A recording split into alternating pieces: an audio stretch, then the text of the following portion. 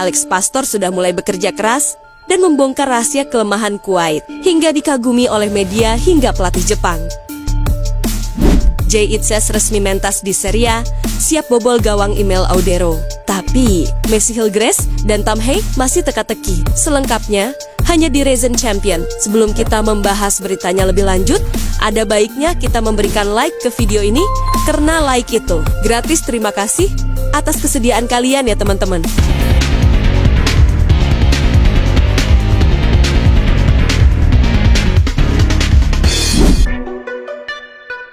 Alex Pastor menjadi yang membocorkan reaksinya ini dengan menganalisa lewat sebuah matchday September. Meskipun riskan, banyak yang percaya bahwa semua tim kepelatihan memang bakal saling menganalisa. Hanya saja, nggak semua tahu apa yang akan benar-benar terjadi di atas lapangan. Akan tetapi, beberapa titik lemah lawan mulai kelihatan, terutama lawan di round 4 yang jelas lebih penting. Di sisi lain, beberapa negara Asia hingga Eropa justru diselenggarakan. Sebut mengunggulkan Indonesia sebagai tim yang bisa memberikan kejutan. Mungkin karena berbagai persiapan ini alasan. So inilah cerita di balik persiapan matang timnas dalam meraih mimpi menuju Piala Dunia. Langkah pertama selalu menentukan. Dan untuk timnas Indonesia, langkah pertama itu tidak cuma soal siapa lawan yang akan dihadapi, tetapi juga soal bagaimana kita mempersiapkan diri sebelum fluid pertama dibunyikan. Semuanya dimulai dari sekarang, dari hal-hal kecil yang mungkin tidak dilihat publik, tapi sesungguhnya punya dampak sangat besar di kemudian hari. Mulai dari peningkatan performa para pemain di klub masing-masing, Parengkanan, Yuji Koba International, hingga kerja-kerja senyap tim pelatih di balik layar. Semua digarap secara paralel, terstruktur, dan diam-diam berbahaya. Salah satu sosok yang paling getol dalam urusan mengintip kekuatan lawan adalah Alex Pastor, asisten pelatih timnas yang juga dikenal sebagai arsitek bayangan dari skuad Garuda. Lewat unggahan di akun Instagramnya, Pastor membeberkan cuplikan ia tengah menyimak ulang pertandingan lawas Indonesia versus Kuwait yang dulu dimainkan dalam ajang kualifikasi Piala Asia. Satu postingan yang mungkin terlihat sepele, tapi justru menyimpan begitu banyak isyarat. Dari analisis tersebut mulai terbongkar satu demi satu titik lemah lawan yang akan kita hadapi di FIFA Matchday September nanti. Tampaknya tidak semua pelatih ingin menyimpan kartu sampai hari-hari. Karena kalau memang persiapan sudah sejauh ini, buat apa disimpan? Indonesia tidak ingin sekedar bermain bagus, tapi menang dan mendominasi. Timnas Indonesia dijatuhkan menghadapi dua laga berat dalam jendela FIFA Matchday. Lawannya Kuwait dan Lebanon, dua tim yang dikenal punya gaya permainan cepat, kuat di tengah, dan punya kedisiplinan tinggi dalam bertahan. Pertandingan ini bukan sekedar uji coba, ini pemanasan menuju medan perang yang sesungguhnya. Di round 4, kualifikasi pilihan dunia ke 2026. Laga-laga ini jadi simulasi nyata, mencoba berbagai kombinasi, memoles chemistry, sekaligus mencari tahu siapa yang pantas masuk daftar inti ketika saatnya menghadapi Irak dan Arab Saudi. Dan menariknya, laga pertama kontra Kuwait dikabarkan akan digelar pada 6 September tahun 2025 di Surabaya. Informasi ini tidak diumumkan secara resmi oleh PSSI, tapi justru tanpa sengaja terlihat di layar laptop Alex Pastor saat unggahan Instagramnya dibedah oleh netizen. Inilah bukti bahwa tim pelatih Indonesia tidak main-main. Dari mulai jam tayang pertandingan, lokasi, hingga taktik lawan, semua telah disimak, dibedah, lalu dijadikan dasar dalam menyusun strategi. Namun, satu hal yang bikin hati tenang adalah fakta bahwa timnas Indonesia tidak lagi dianggap remeh, bahkan oleh negara-negara besar. Pelatih Jepang, Hajime Moriyasu, mengaku kagum terhadap cara kerja PSSI dalam membangun tim nasional. Menurutnya, tidak ada negara di Asia yang bisa melakukan transformasi secepat Indonesia. Dalam waktu 4 tahun, peringkat FIFA Indonesia naik lebih dari 40 posisi. Dari peringkat 173 pada tahun 2020, menjadi di kisaran 120 besar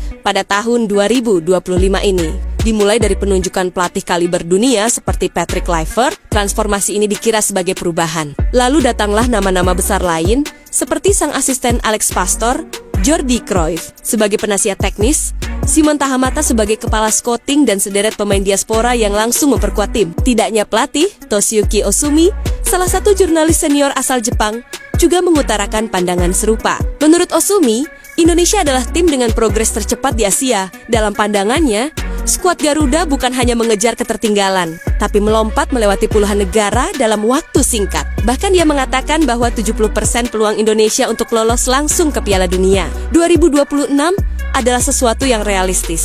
Waspadalah terhadap Indonesia Ini adalah tim terkuat mereka yang pernah ada. Tegasan jurnalis mengutip dari laman Sohokerho. Ia mengingatkan negara-negara seperti Irak dan Arab Saudi untuk tidak mengelola. Ia menganggap Indonesia hanya sebagai penggembira. Menurutnya, mereka sudah melihat kualitas kita di Piala Asia 2024 dan Piala Asia U23.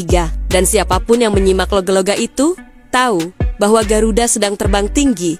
Bukan lagi belajar mengepakkan sayap. Tidak hanya di Asia, bahkan di benua Afrika, Indonesia mendapatkan atensi khusus. Salah satu pengamat sepak bola dari Maroko, dalam laporan yang ditulis media olahraga lokal, menilai Indonesia sebagai tim dengan kedalaman skuad terbaik di grup B kualifikasi Piala Dunia ke 2026.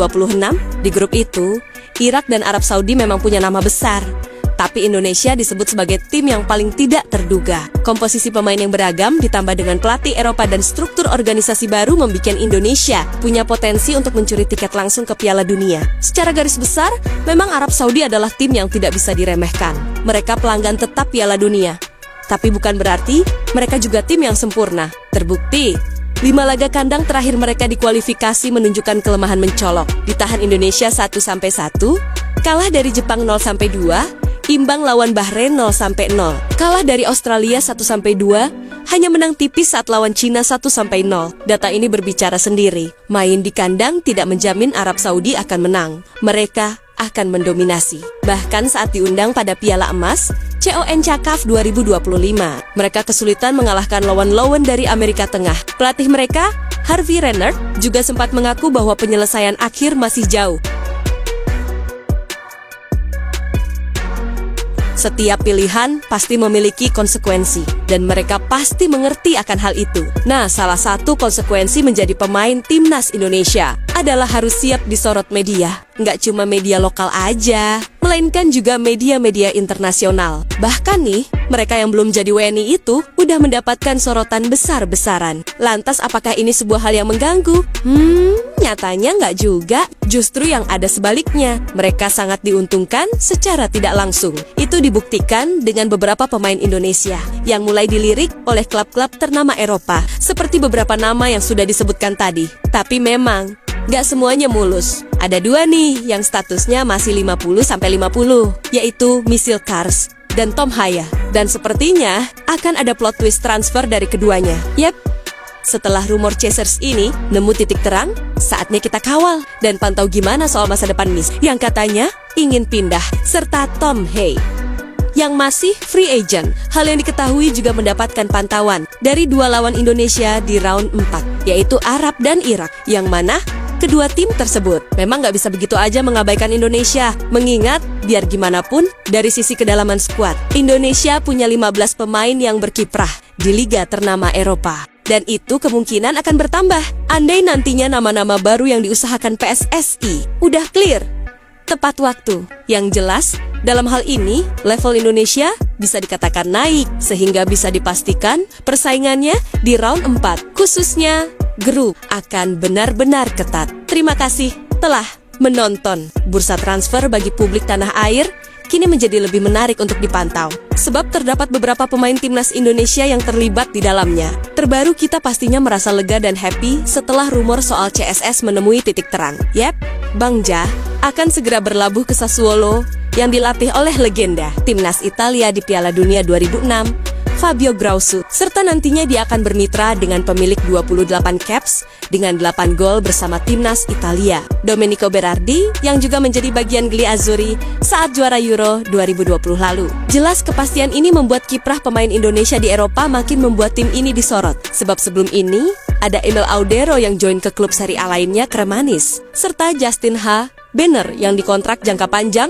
oleh tim Eredivisie Fortuna Sittard. Dan yang sebelumnya udah bikin happy ya, soal Kevin Dix yang bahkan udah bikin gol di pramusim barengan Borussia Mönchengladbach. Meskipun begitu, kita juga harus ingat kalau masih ada 2 pemain yang statusnya masih belum jelas. Pertama, Misil Kars nih. Semua tahu kalau Miss udah konfirmasi jika ia ingin mencari tantangan baru di luar Belanda. Akan tetapi sampai saat ini kabarnya belum ada tawaran yang konkret untuk bek 24 tahun tersebut. Sedangkan Twente sendiri udah bergerak mencari bek baru sebagai pengganti Hilkers, yaitu Stavlen Jin dari Shakhtar Donetsk dengan mahar 1,5 juta euro atau setara 28,4 miliar rupiah. Latih kepala juga udah komit akan membuat sistem baru dengan tidak ada Mace di dalamnya. Ya, berdasarkan rumor, FC20 sebenarnya menargetkan sudah bisa melego Miss Hilkers paling lama